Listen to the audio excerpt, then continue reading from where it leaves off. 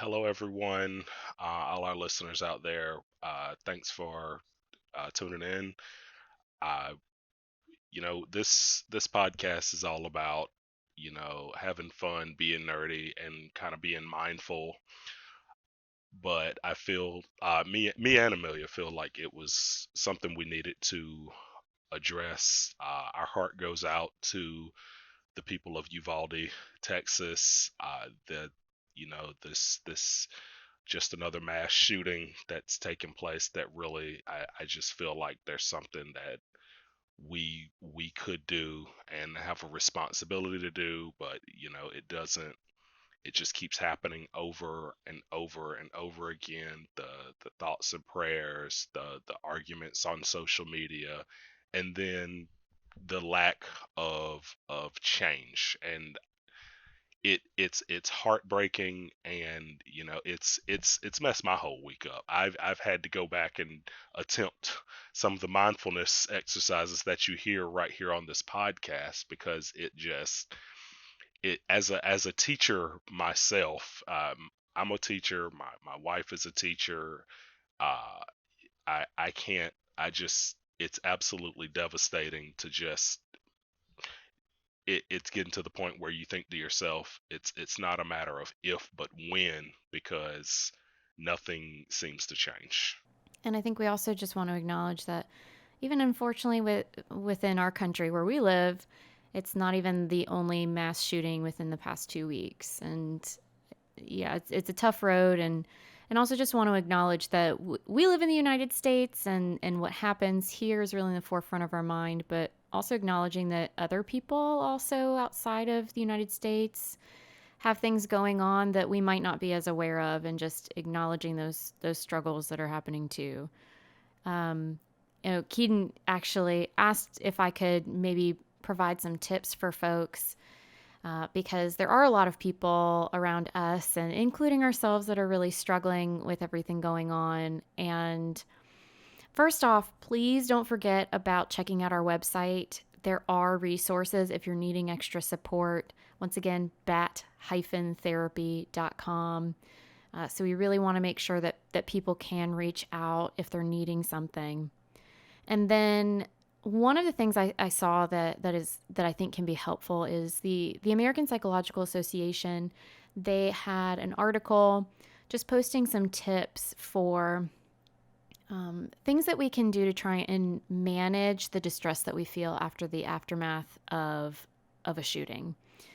And some of the things that I would just really encourage people to keep in mind to take care of themselves is talk about it, get support, connect with people where you need to, try and find some balance.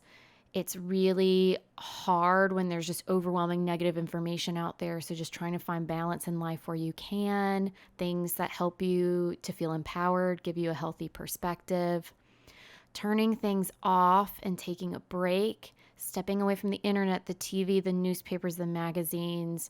There is such a thing as overexposing ourselves to what's going on. Honoring your feelings and taking care of yourself, really just making sure that your basic needs are getting met, and also helping others or doing something productive. A lot of things can feel and are out of our control, but just taking control and helping where we can.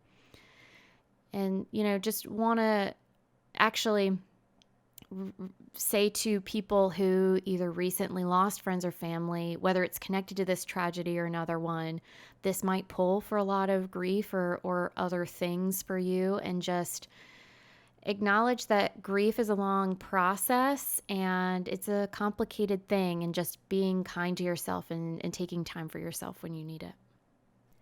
And just real briefly, before we get into our podcast for today, there are a lot of comments about how mass shootings are a mental health issue. And this is actually misinformation. And as a mental health provider, I just want to add to the voices out there that there are many, many reasons that people harm others.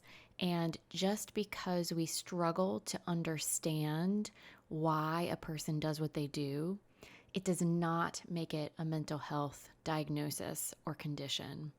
So this is actually a public health issue, not a mental health issue. And it is a disservice to people who have mental health symptoms and diagnoses to suggest that this purely falls under mental health.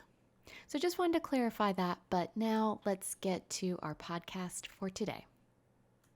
Welcome to Bat Therapy, exploring your favorite comic book characters through the lens of clinical psychology. Be a fly on the wall or a bat in the cave, listening in on a friendship built out of a love for talking Batman, comics, and the everyday struggle to achieve mental health and happiness. We're your hosts, clinical psychologist Dr. Amelia Brown and comic enthusiast and nerd aficionado Keaton Hopkins. This podcast is about providing education and understanding, and it's not a replacement for mental health treatment or support. If you're needing help, go to bat-therapy.com for resources. Okay, so today we are talking, well, I guess we're talking about a few different things, but this started off as talking about Doctor Strange in the Multiverse of Madness. And just a warning to folks, we're just going to have to pull from WandaVision quite a bit, obviously. Yes, and for those of you that came for a DC podcast, don't fret. This is weird for me too. So sad. This is weird for me too, but bear with me. We jump around as Yeah. I feel like nerds. We gotta diversify. We gotta hit all the areas, and so today is Strange Therapy. Enter Strange. So what's interesting about this is I was going back and thinking, I'm glad I had a chance to sit down because I actually saw the movie I saw the movie a few weeks ago, like the week it opened. Yeah. And I'm glad I had a chance to sit and think about it because one of the first things that really, really upset me was at the end of WandaVision, she seemingly gets over a pretty significant hump. Mm-hmm. She being Wanda. Wanda. Yes. Yep. Wanda gets over a very significant hump. She releases the people of the city and just kind of leaves. And I was angry when they kind of reset all of that in Multiverse of Madness, which, by the way, spoilers if you haven't seen this movie yet. Hopefully the description made it pretty obvious that if you haven't seen it, we're going to be spoiling everything for you. But yeah, it seems like they kind of reset that and she's right back to the not being over it and not dealing with the grief and all of that. And I thought about it and it actually makes sense because, normally I was upset because from a movie plot point, it was like, let her move on. But in real life, grief has relapses. You have good days. Yep. And you have bad days, right? It's just like any other thing that you would have to deal with. And so at the end of WandaVision, it's like, oh yes, she got over it. But then when we get to Multiverse of Madness, whether it's because of the Darkhold or not, she's not over it. And I think that's very, very reflective of how grief actually is, where you have these moments where you're like, yes, I need to get past this. I'm gonna go seize the day. And you also have days where you wake up and you're distraught and you're hurt and everything sucks. Absolutely. Now, I totally agree with you, Keaton, that it can be frustrating because people do make progress and gains, and at the same time things are not as linear and just A, B, C, D as we like to think. I am very sad though, because that means our listeners are missing out on some wonderful rants that came from Keaton after seeing this movie. So y'all are just gonna have to wait for something else to perturb him.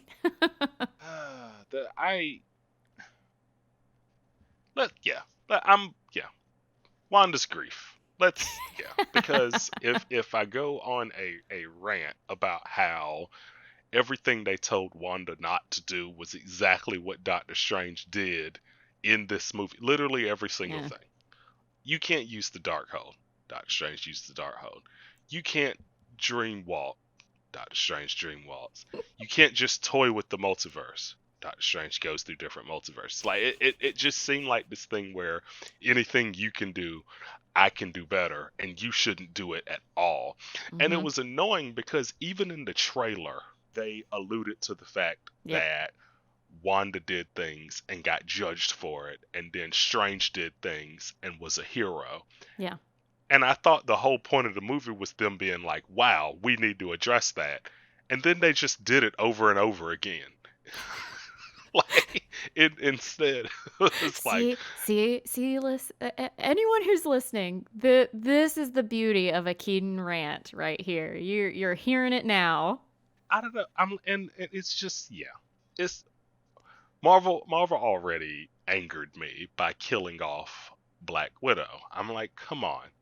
Let let our ladies shine. And I already get very annoyed anytime you have female protagonists in movies and TV shows and the main subject area is either her boyfriend, her Yep. husband, or Yep. her children. I'm Oh yeah. like, can she just be a hero and that not have anything to do with it?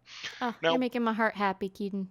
now, with WandaVision, I guess it is a bit of a difference because, yes, she is mourning the loss of Vision and the loss of the children that she created. And so I halfway understand that that's a plot point, but like, it just, one of the things that really bothered me was having her just go full villain. I mean, when we saw Yeah. Wanda in at the beginning of Civil War, she was completely distraught because she mistakenly killed people when she was trying to save them, Yeah. right?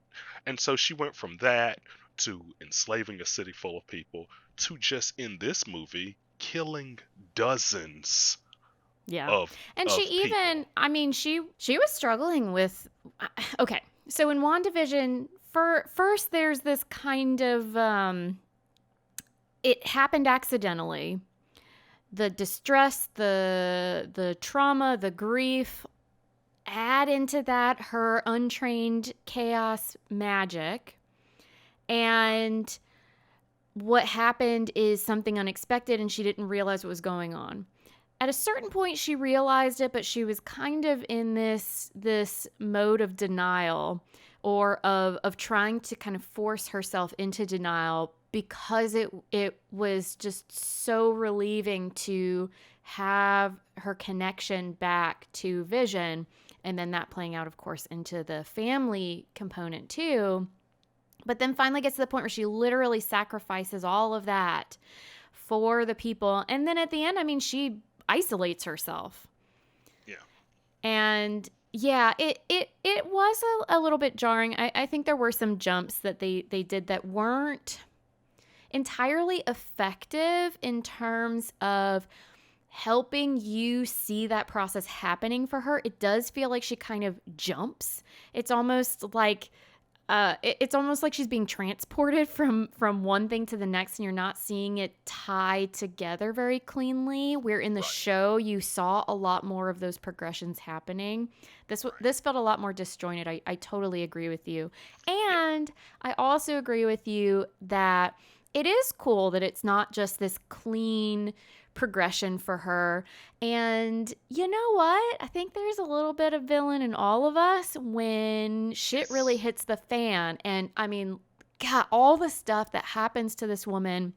And granted, some of it is the magic kind of coming into play with her reactions to things. But man, there's just so much that she's trying to deal with. Right. And on top of that, she's more or less, it's almost like she's being bullied by the good guys more than anything. Cuz let's backtrack Wanda's story here.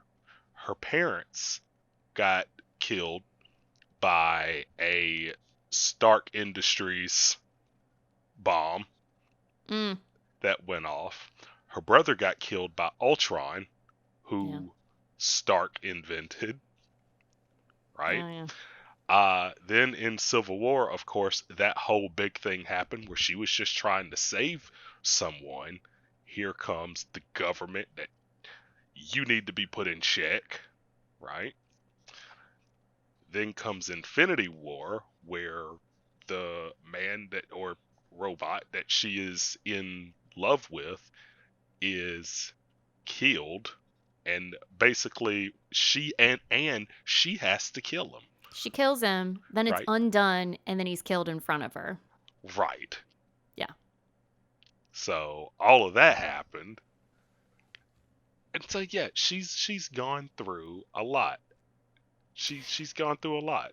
Yeah, and I was actually so I did a little digging in the comics, and sorry Marvel lovers out there, Keenan and I are not experts in this area. We apologize. We're doing our best. Right. But I was actually in particular looking at things from Avengers Disassembled and House of M that really tie the most into these storylines. Hmm. And there are certain things that really line up quite a bit, like the children that she creates and different things. Like there are a lot of similarities, but there are definite differences. Right. But part of the storyline over there is essentially them saying, "Wow, she was able to do all this stuff. We got to kill her."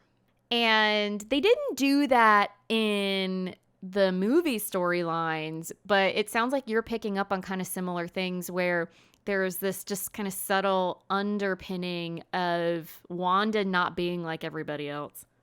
Right. Right. They kind of treat her the way that they used to treat Bruce Banner. Right? Mm, Like, oh, watch out when he gets angry. Like, if he gets angry, somebody's got to be able to calm him down. Like, that's how they treat her instead of and so it's almost like they try to put her in a cage more or less in Civil War. Like, oh, stay here on the compound. It's better for you that way. Everyone else can freely leave and go as they please, but Wanda, you should just stay here. and no one tried to help her understand her powers. That's Right. pretty obvious Right. because very basic information about where her powers come from she finds out about when she goes too far, and then a witch comes by and goes, "Hey, did you know this is magic?" Right. So no one was even trying to really help her to understand and hone. They would just use her as this amazing weapon, Right. where it's like, why haven't we been using her this whole time? And yet, yeah, kind of this loose cannon thing. And then what do we do when we get the reverberations and aftermath when she's not always able to control that? Yeah, and that's one thing that is different from the comic books, because of course in the comics, it's it's not all magic. She's also a mutant. She's the daughter of Magneto. It depends. Her Oh, story, okay. oh really? So this is my clinical term. In my opinion, her story sucks. Okay. Because at least from what I can gather, they kept changing who her parents were, who they weren't. And here are your parents. No, they're not. Oh, hey, Magneto's your dad. No, he's not. And Really? so yeah. So who the heck knows what is the actual story? It's very hard to kind of track. And she's not the only character that's like this. And DC does it too. I'm not saying it's a Marvel problem, but yeah, it makes it actually kind of hard. And once again, makes sense that she's chaotic in that even is it a mutant thing? Is it a magic thing? Where does power come or not come from? What are her genetics? All this stuff seems to like be ever changing. Yeah, and so my one of my questions first off is because we know that she's dealing with the grief, but also the Darkhold, the Book of the Damned Yeah. that she's reading and studying apparently also is having a psychological effect on her Mm, as well. And so it brings into question this whole thing. What was her and yeah. what was the book? And the first thing that popped out in my head about it, it made me think about addiction, Mm, right? Like when people are addicted to a heavy drug and they do stuff because they're addicted that's completely off from the yeah. person that they actually are, right? It's like, oh my god, they stole this item, or they punched this person, or they did this in a fit of rage, and it's not just them Yeah. doing this, even though that's all from the outside that you see. Yeah. So one of the things that can so if we think about something like Darkhold, which I hadn't considered this, but I do think you can relate it with Darkhold, similar to when we're looking at substance use addiction. It doesn't start with right all of a sudden. Okay, I'm all in, and this is all I can think about. Oftentimes, what happens is a person kind of touches on something a little bit. Okay, she wanted to do something that makes a lot of sense. Hey, I just accidentally brainwashed a whole town of people and essentially tortured them for a matter of weeks or months or however long that was. I would like to learn more about myself so that I don't do that again. So oftentimes there's good intentions, or at least not bad intentions. There's not the intention to get drawn and sucked into something like that. Right. And so she was trying to learn about these things, and it sounds like she was pulled in a little bit and a little bit more and then a little bit more again and a little bit more from there, where she started seeing these. I think for her, it was seeing glimpses into the different multiverses and just seeing these things that pulled her in deeper and deeper. And with substance use, you do tend to see kind of this a transition happen as well. So oftentimes they'll kind of show this graph, which obviously I can't show to you guys, sorry. But they'll show this graph where essentially it shows how usually people start by using something because it feels good. Mm-hmm. But then over time, that feeling of good, it actually changes the brain because we're putting essentially the good juju into our brains. And so the brain Oh. says, oh, I don't need to make as much of the good juju because it's coming, there's plenty of it coming in from somewhere else. So then the brain adapts. And then what happens is, oh gosh, now I feel terrible without this. And so now instead of taking something to feel really good, I'm taking it to try and not feel bad. Oh. And so that's where a lot of times this kind of addiction process can come from. And I could see that too with something like the Darkhold. There are these like objects or activities or things within comics and within some of these fictional realms that do hint at some sort of addiction process where someone goes in and they're aiming for something good, or it's not causing problems, but then over time it's like they're drawn in bit by bit, and before you know it, they need it in order to have any semblance of balance or be able to put one foot in front of the other. And I think the need part that sits next to addiction is what fits so well, because I mean Wanda's goal is to get her children back, Yeah. and in doing so, step one is to seemingly kill another child. Yeah. Like she's like, oh, I'm gonna send all these demons or monsters or aliens or whatever to kill America Chavez so that I can get her powers and then get my kids back. Which that was one thing, and maybe it was something I missed in the movie. But even in the comics, those two children that she has are created from magic, right? Like she creates them with So, her mind, right? How did they come about? okay. So, I have a term that I think you're going to like. Okay. Pseudocyesis. Pseudocyesis. Uh-huh. So pseudo, Pseudo, and then Got that. cyesis, Cyesis. So a lot of times people might call this false pregnancy. Oh. So there are people, I had to read up a bit because honestly, I don't know much about this, and I haven't personally come across it in my clinical work. Mm-hmm. I have come across folks that have other somatic experiences or health conditions. The brain is Yes. very powerful and can actually impact what our body does and reacts. So I've come across certain things, but not this specifically. Gotcha.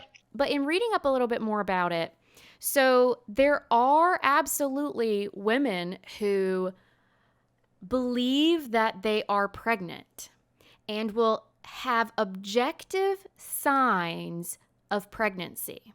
Huh. So, meaning they'll have breast tenderness, their abdomen will start becoming distended, et cetera, et cetera, et cetera. And it's simply from mentally believing that, because it's So, basic that it sounds like physical manifestation from something psychological. yeah, which actually happens all the time. Think about Yeah. butterflies when you're anxious. Yes. Okay. So Yeah. that is a physical manifestation that can come from, say, anxiety or fear about something. Right. Sometimes we can literally become sick from stress or fear, etc. So this is actually a very normal process, but it is hard for us to comprehend sometimes how strong our brains can be. And so, from what I could find, so one of the tendencies tends to be a strong desire for pregnancy. Often there are difficulties with or trauma related to trying to have a child or pregnancy that kind of come together. But it seems like there's some research suggesting there's also some kind of like underlying biological genetic differences that might be there. And so, there could be some physical components that are a part of this. Interestingly, it seems like with a lot of the technology we have nowadays that can very quickly help someone ascertain if they're pregnant or not, seems to have reduced a lot of this happening. But this does happen. And it's a very interesting concept to consider for Wanda, where it went the next step because of Darkhold magic, or no, she didn't have Darkhold yet. So because of her chaos magic or whatever was going on, it took it to that next level. Okay. Now in the comics, there's a little bit more explanation. It's more than just her magic that creates the children, but it seems like Okay. from WandaVision in the movies that it's primarily from her magic, her chaos magic. Right. And so it's a very interesting combination of this desire, this process that can actually happen for people, and seeing it blended with this very Marvel or very comic book-esque magic component. And it's interesting because like those kids exist in the Marvel universe. They're both in the Young Avengers, right? Mm. They're and so my first thought with all this with this movie, I'm like, why doesn't she just make the kids? Like, can she not do that? Is she not allowed to do that anymore? Like, I know the biggest issue was holding the whole thing, the whole city hostage, but in this multiverse, these kids exist throughout all of these different multiverses. I'm like, can she just have her kids in this one? And then my next question was, is there not a multiverse where there's these kids need a mom? So she said there wasn't, and so I'm an expert in psychology and not multiverses, but that seemed strange to me as well. Right, There's not a single place where the kids are there, but she's not there, and she could be like, "Hey, kids, look, I'm right. back." Like multiverse, this sounds more like the dozen verse because like it right. They called the movie The Multiverse of Madness, and I think we saw three universes. One of them was bombed out and depleted. One of them had the Illuminati that got wiped out in like a minute and a half. And then there was like the Earth 616, the main universe. And so they called it the Multiverse of Madness, but it was more like the Triverse of eh. Yeah. So Keaton was a little anxious about doing this I podcast was. episode. And part of it I think is the okay, we aren't as read up on Marvel and whatnot. But I think part of it was you were afraid people would take some of what you you rant about as hatred toward Marvel. And I want to promise you all that Keaton can rant just as good about some DC stuff that falls short, let me tell you. Absolutely. Eventually we would do a Batman v Superman episode of this podcast, Yes. and it'll it's gonna be rough, I right? didn't I didn't hate Um it. Don't be mad at I me. didn't so I okay, I did not hate it. It definitely had its flaws. Same thing with Wonder Woman 84. I wasn't crazy Ugh. about. Yes, I had issues with that Oh, one. I have so many issues. And that's where you'll get Amelia ranting on that one. Ooh, so many issues. Splendid. Now, that being said, I own every single MCU movie. I enjoy the MCU. Uh but yeah, comic book wise, I am not a Marvel expert. I read the big stuff in Marvel. But I don't. I'm not as nearly fine tuned with Marvel as I Yeah. am with DC. So yeah, I was nervous going. I was nervous going into it just because I don't have a lot of information to pull from Mm, comics like I do yeah. with DC. Like with DC, I'll hit the comics and the movies and the TV shows. I can do all of that. But with this, I was nervous because I'm literally just going from this movie stand alone. But I mean, I do love the MCU. So Marvel Yeah. fans out there, keep listening. I promise. I promise I'm not like a Marvel Yeah. hater. I'm not And like feel a free to comment on our social media or website or wherever yeah. and correct us. We love learning about comics. Just do it. Please do it nicely. We're doing our Absolutely. best, we promise. Kevin Feige, if you're listening, we'd love to have you on the Yes, podcast. please join. Correct us in all of Right. our ways. So yeah, so I can't remember even where I stopped here. But yeah, so Wanda's trying to like essentially kill America Chavez so that she can get her kids back. And now at this point, Doctor Strange's issue is normally he would have been like, "Oh, sorry kid, you gotta die so Mhm. that this doesn't happen because I can handle your power and you can't," which is a Oh, here's theme of another this, example where he's the one right? Doctor Strange who's not evil. It's a theme, and it's funny because in this movie he isn't even the Sorcerer Supreme. Like he isn't even the like he's Well, and it is ironic because, yeah, Wanda is treated fairly poorly, and okay, she's not helping herself in this movie and everything. But yeah, I mean, he's literally evil in all but or can't handle his power in all but this universe, and yet he's definitely seems to be given a little bit more wiggle room than she is. also. I'm just gonna say this. I think it's very funny, and that they have a lot of nerve to call Wong or Strange the Sorcerer Supreme in a world with Scarlet Witch. It is very clear that if anyone was the supreme sorcerer in this entire universe, it is her. Right? However, don't they like hint at sorcery and magic being different? Oh, Like do they? slightly different somehow? Ugh, I don't know. I This is always when the go by. Marvel people are going to start just very ragey messaging us about things. But once again, we're open to learning, but there might be a slight difference in those things, and yeah, you and I would have to read up a bit more, I think, to understand those better. But I don't yeah, know. there's definitely a lot going on with all of that. I mean, yeah, and I think Marvel. I think it's one of those things where Marvel's like, I mean, if J.K. Rowling can change the magic rules, we can too, right? Like it's sure, let's just it's magic, so abracadabra, right? Yeah, It's like yeah, whatever. yeah. But yeah, I just and but yeah, once again, like I said, like Strange would have normally just been like, I'm gonna kill this child, but then something happens and it's like, oh, I'm not gonna kill her. I'm gonna be the different Strange, and and then they go to a universe where they killed Doctor Strange because he was so out of control, which Yep. I thought was very funny, and then Wanda shows up and murders all of them like that, and That was that's the horrifying. right, that's the thing, and that's the thing that's frustrating to me about all of this. Like I realized that the dark hold can kind of change people, but Wanda went from literally being a superhero to killing dozens and dozens of people without feeling at all. And killing them horrifically. Right, I, right. I It was still, brutal. yeah. Mm-mm. It was Yeah, brutal. that the specific scene you're referring to, like, is still ingrained in my head. Like, ugh. Which the Black Bolt scene? Yeah.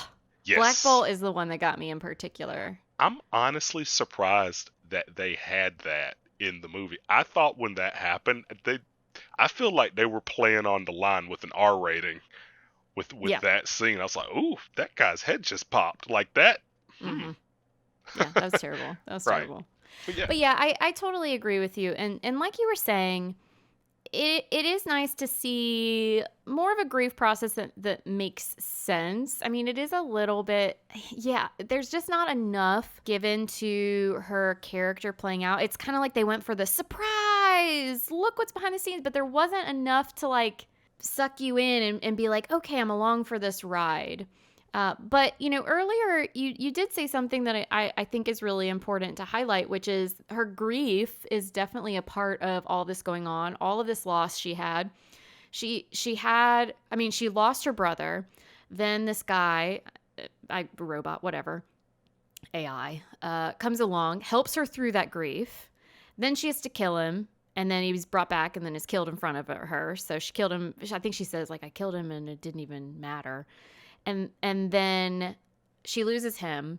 And then all of a sudden, through all of just the horrific grief, she's able to manifest him back and then create this vision of create this vision of a family together with Vision, and then has to give that up. So there's all these layers of grief. And there's actually a diagnosis now called persistent complex bereavement disorder, which is essentially people who are struggling more than your I don't want to say garden variety bereavement or grief, but essentially people who are struggling to be able to function in day to day at a level that is more than you tend to see with folks that have grief.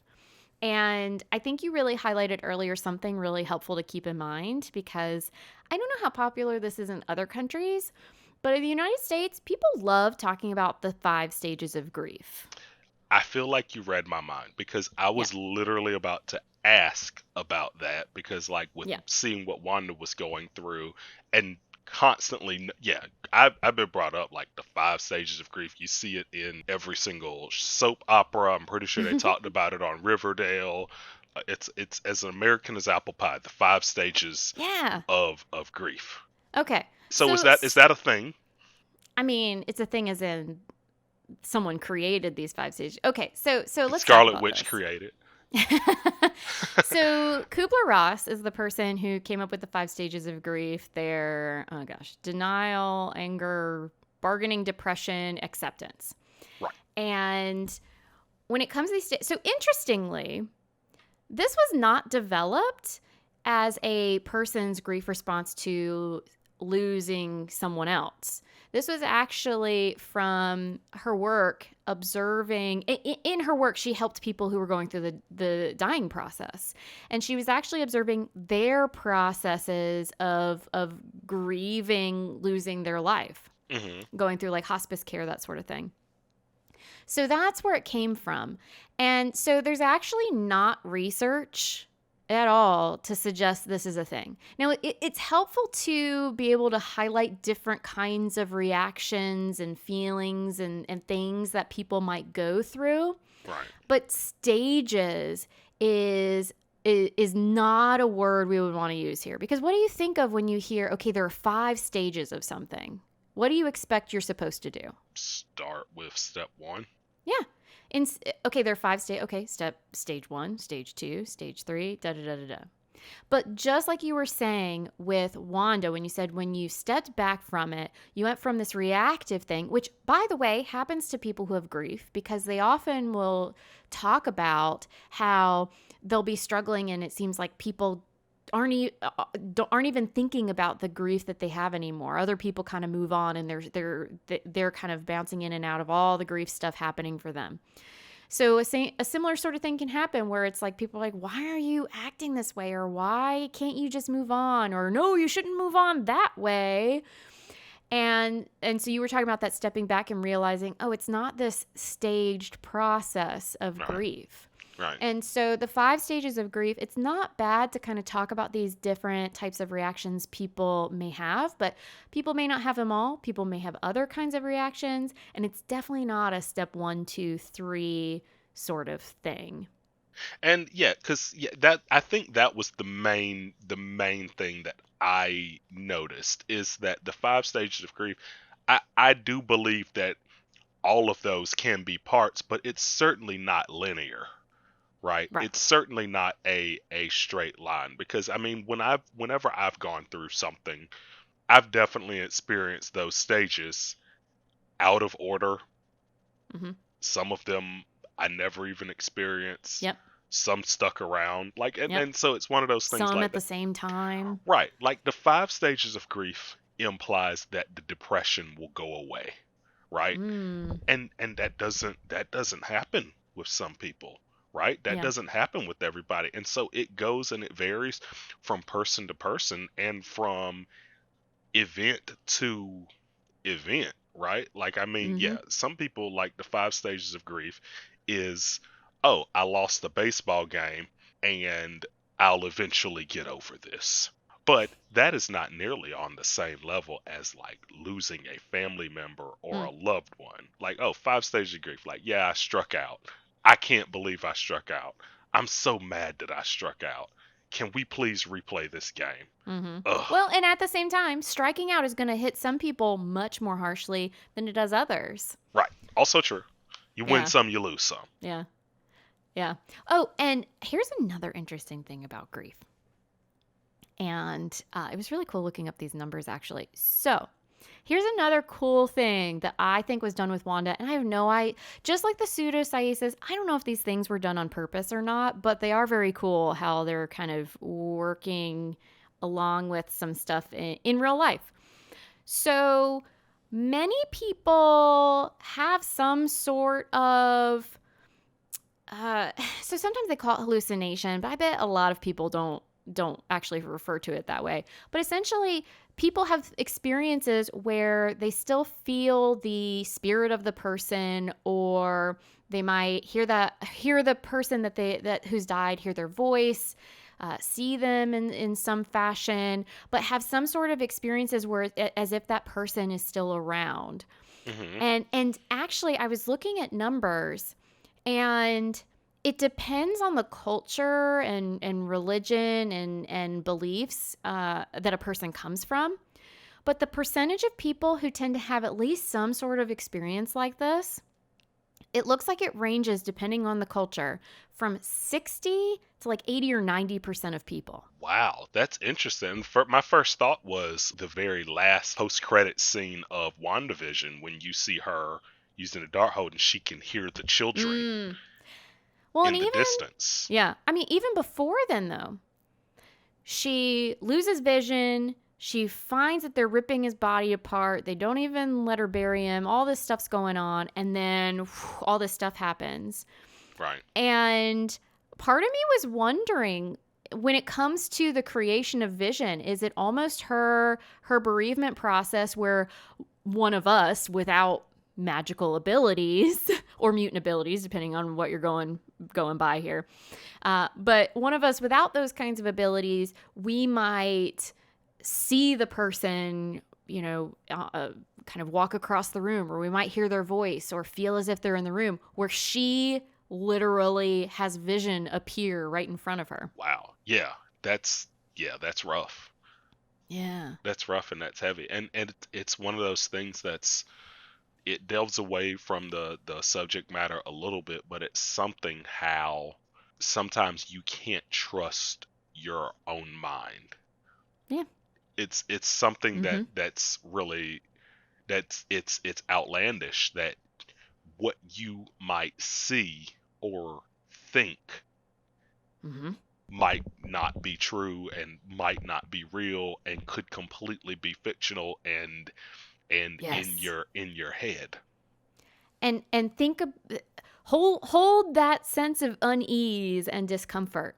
That's so important. So I am actually, one of the things I'm very passionate about is actually approaching things like psychosis or seeing things, hearing things other people don't see or hear, and other kind of related experiences, seeing those as something we see through diversity, equity, and inclusion. Because we often say that's a mental health thing. I can't relate to that. Whoa. But just like you said, we all have these moments where we can't trust our minds, and it's a terrifying prospect. Right. And it happens for all of us. But honestly, I think part of it is because it's so terrifying and uncomfortable, we close ourselves off to those things where we can. And when there's someone who's not able to do that, it scares us to see that. Where it's kind of like what the philosophers have been admitting this whole time. We can't truly say what reality is. Right. And wow, that's terrifying.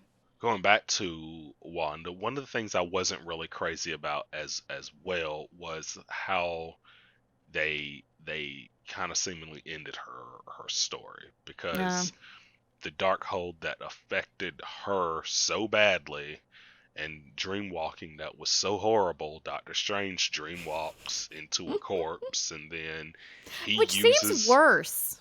Like, right, way worse. way worse. Well, not just worse, but gross. And it was one of those things that was, I was having such a hard time taking it seriously when he's trying to have the serious talk with America Chavez, but it's a zombie. And Well, and like, it seemed like the body decomposed rather quickly. I it was did. wondering. It did. Honestly, though, I don't know much about how quickly bodies decompose, I guess, but it seemed very fast. It was very fast, and honestly, that was just Sam Raimi being like, "Look, I can do horror again, and I'm really excited to be here." I think that's what a lot of it was. It was like that body was like in Yeah, the ground for what, two yeah, days, right? yeah. But yeah, she's like, no one will ever go through what I went through, and she just kind of brings the building in down on top of her, even though like Strange just used the dark hold. Granted, he didn't use it, I guess, as long He didn't use it very long. So, as she if did. we look at this as like an addiction process, if it's taken away, if his brain is getting hooked and is having changes happen, and he's getting drawn in, then yeah, it'd be good to remove that before he gets pulled in any further. Right. And the thing is too, even at the end, like I guess he gets a third eye and stuff like that, that shows, oh, he might have some after effects of using the dark hold. I guess it was just kind of frustrating to me that it did seem like everything that Wanda did that was so wrong and so horrible, He got he away with. he got away with it. He got away with it. And from her standpoint, even she recognizes it, and it's like, screw you, dude. Like, you can't, if anyone's not going to tell me what to do, it's you, right? Because we just saw him literally cast that spell and screw up the multiverse in the And last Spider-Man movie. that wasn't an issue in this movie either, which I definitely agree that there were character development, even plot points that relate to that character development that didn't really seem to connect. Like what are we supposed to take from other movies and TV versus what aren't we supposed to take? I think was a bit confusing. And I think too, one of the things that you're hitting on with this as well is Wanda. Yeah, Wanda does get screwed quite a bit. And she does end up just seeing what she's willing to go through and what she's willing to do, which is actually going to be harmful to versions of her children that are out there, in order to connect with them. And so, if once again, if we relate this to addiction, addiction can be, I mean, it is incredibly difficult. It takes amazing amounts of strength for people to be able to work against what has shifted within their brain. And it takes often over a year in order for a person's brain to get close to baseline again. This is just to give kind of a sense of how hard this is. So it often does take these very big losses or things like this for people whose addiction process really is quite severe. And so, you know, maybe they're trying to kind of hit from that piece, but it is kind of these very sudden transitions for her that, yeah, I don't think fully honor her character and what might be happening within her. This was not my favorite Marvel movie because honestly, What? I could not tell. I'm right, just yes. kidding. Well, the thing is, I guess I wanted it to be more of a Wanda movie, and I was kind of just but once I found out what the premise was, I was hoping it would be more of a Wanda movie than anything else, and I'm like, oh, it's Doctor Strange, whatever. You're not interested. You're So just whatever. I like Doctor Strange, but I believe they did better with him in the first movie. But I think I think they thought they did better in the second movie because they were trying to do some things developing his character and how he forms relationships and giving you a sense of where kind of some of his tendencies tend to come from that made it hard for him to be able to connect and relate. But they were just these little tiny, just like Wanda, they were kind of these tiny snippets that was almost like, wait, what? Like kind of throwing in here, my multiverse counterpart. You'll know it's me because we have the same history of losing a sibling and how it happened. I'm like, there's no guarantee that that same thing happened in both multiverses. And so they were trying at the beginning. I think they did a better job. The beginning of the movie where he was going to the wedding and having to really face the fact that he lost the love of his life because of how he's gone about things. So I think there's promising stuff about Doctor Strange, but unfortunately, a lot of this movie didn't take advantage of what was there because it was busy kind of hopping multiverses and kind of doing this other stuff. And also, it was kind of like, it was almost like following this sequence that we've already seen in the Marvel movies. Like, how many times were there issues caused because Tony Stark just thinks he knows more than everyone? Doctor Strange seemingly does the same thing, whether we saw it in, like, when you're not supposed to use the time stone and then he still uses it, or you're not supposed to dreamwalk and he still does it, and you're not supposed to cast that spell in Spider-Man No Way Home and he does it anyway because he's like, I'm smarter than you. Yeah. It is kind of white privilege kind of playing itself out continuously through the movies, even in like, we're gonna quote punish you, but it's not really. Right, It's gonna right. just keep happening. Yeah. Right. And it's like, you need to be put in check. It's like, no, you really need to be put in check. Like, you're not the Sorcerer Supreme anymore. Yeah. Like, What? And I said white privilege. There are a number of wonderful white characters as well that I would rather have that power. Like Hawkeye. Okay, granted he went dark for a while too when his whole family went away. okay, but now you want to talk about privilege. Not only did he go dark, Hawkeye killed people for 5 years straight and then just got to go back home and be a family man after that. Like, well, yeah. So here's the thing. No matter what culture you're in, there are the rules differ, but in general, there tend to be rules about people who deserve things more or less than others. And there are rules for what's acceptable murder versus not. And right. Think about it. So He was killing bad guys. Wanda, let's take WandaVision. Wanda, before she even killed people, she was controlling people. And I agree with you that was taken worse than Hawkeye going and killing people, but he was killing leaders of gangs bad and guys. He was essentially killing people he believed should have fluttered away into dust rather than the innocent people. Now, am I saying that makes it okay? No. Frank but Castle. I believe, he was, he Frank Castled it, and people said, you know what? Everyone's back. Let's clean slate it. I'll allow it. I'll allow it. Fair. That is, that's fair. He was only killing bad people. With his arrows. Yeah. They had the many advantage. He had arrows, they had guns, and they still lost, so it's okay. They had it coming. Right. If they couldn't handle the arrows, that's their own fault. Right. You had a machine gun. He had a bow and arrow. If you lost, it's because you were meant to lose.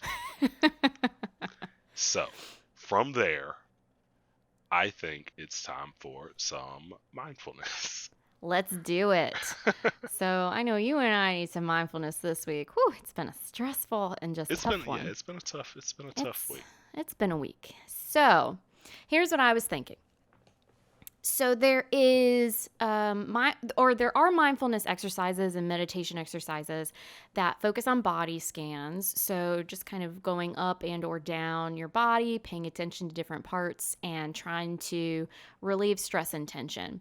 And some of these help you focus on different parts by having a specific visual. And usually it's like a golden orb or a light source that you just envision traveling up and down your body.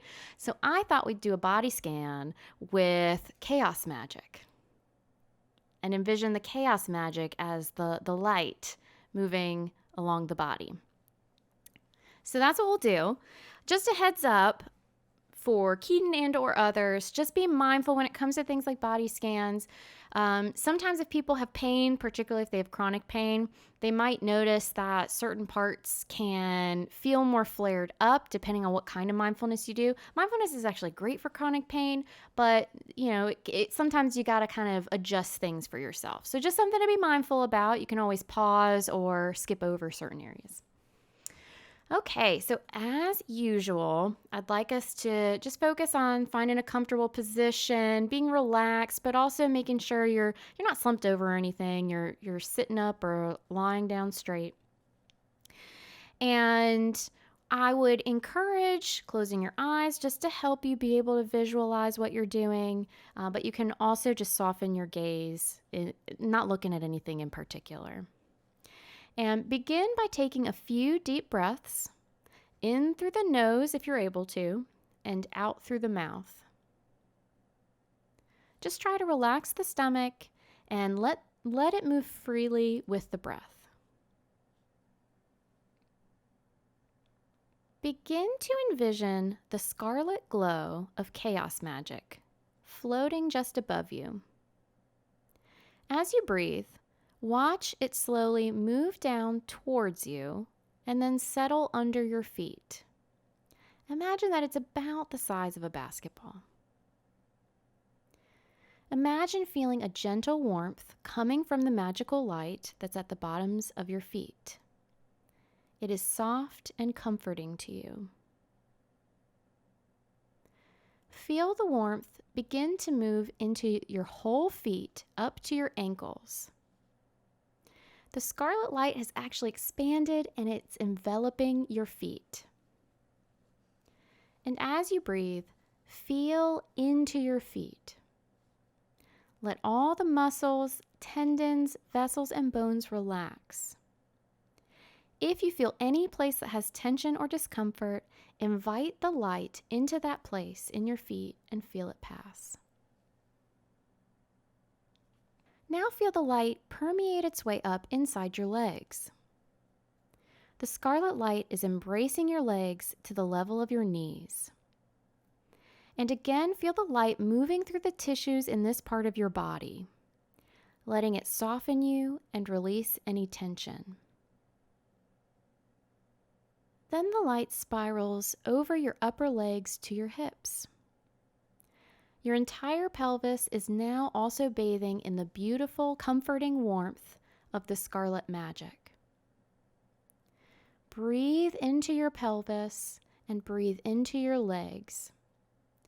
Let the light find its way into all the tissues and bones and structures of this deep root of your body. And once again, find any areas that need the comfort of the warm scarlet light and breathe in warm softness. Exhale tension and stress. The scarlet magic is expanding now to engulf your entire torso, your abdomen, chest, back, and organs. Your lungs feel the warmth. Your heart beats and brings with it healing light into your body. Take time to let go of stress, feel your shoulders release, and notice the rhythm of your breathing, and notice it as comforting. Now the light is spiraling out and around your arms, down into your hands, and out your fingertips. It is sparkling as it relaxes them. Now you feel warmth in your throat and softness permeating into your face and around your head. The scarlet magic is surrounding your entire being, and you feel so content and calm. Breathe in warm softness. Exhale tension and stress. In a moment, we will end our exercise. Take one last breath in, feeling the light and warmth of the scarlet magic, and exhaling any tension and stress. And when you're ready, open and refocus your eyes and come back into the room. So how was the chaos magic for you? That was nice. That was nice. I enjoyed that. I needed the breather, definitely. Yeah. I know you and I have talked about how and you might not think that I'm guilty of this too, because sometimes people think therapists aren't guilty of the same things as everyone else, but we are. And I think we both really appreciate having this kind of set time that we come together, and of course there's the laughs and being able to connect with each other, and then Right. there's also just the moment of mindfulness where we step back and just pause, which is really nice too. Yes, you are correct. I honestly don't think that therapists deal with anything because they went to school to learn not to have problems. Oh yeah, that's exactly what it was. You're right. And I guess I failed in that subject. Going back to bat therapy, we know what it means to be a doctor. It means being a supervillain. Right, right. This is all a ploy to get into my brain, and I don't know. I don't know. I'm here for it though. But I hope that wherever Wanda is, that she is learning some mindfulness, and I hope this is not the last that we have seen of her. Agreed. Thanks for nerding out with us. I'm clinical psychologist Dr. Amelia Brown. You can find me at Crafting the Mind on Instagram, Facebook, and Twitter. And I'm comic enthusiast and nerd aficionado Keaton Hopkins. You can find me and my friends' movie reviews and reaction videos at teamjvs.com or on YouTube at teamjvs. For more information on this and other topics, check out our website at bat-therapy.com. To keep current on episodes and other updates, subscribe to our Bat Therapy YouTube channel or follow us on social media. We'll see you next week. Same bat time, same bat channel.